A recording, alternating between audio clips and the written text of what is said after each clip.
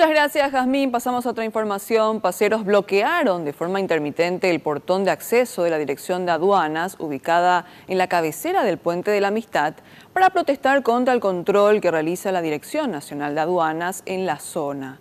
Aseguran que afecta a sus trabajos. El cierre intermitente causa largas filas de automóviles y camiones que desean ingresar al país.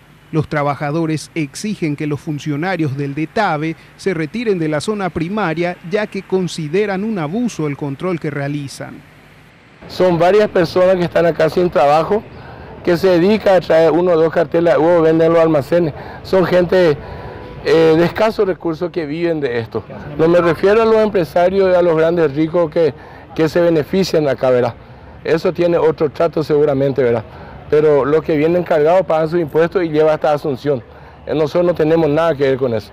Nosotros queremos un permiso regional acá para Ciudad del Este, para el mercado de abasto, llámese una caja de tomate, una caja de locote, si es que no hay producción nacional.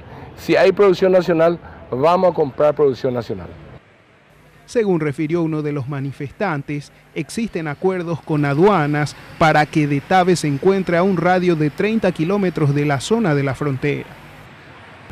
Pero nosotros habíamos tenido un diálogo con las autoridades anteriores, con los viceministros, con el gobernador, y para darle una posibilidad para que sigan trabajando a los pequeños trabajadores ahí en el Puente de la Amistad, con mercaderías mínimas que fueron autorizados para consumo. Pero ellos no les importa, dice que tienen una autorización de quitar toda la mercadería porque es tolerancia cero. Según los mismos, unas 7 a 8 mil personas son beneficiadas indirectamente con el trabajo que realizan los paseros.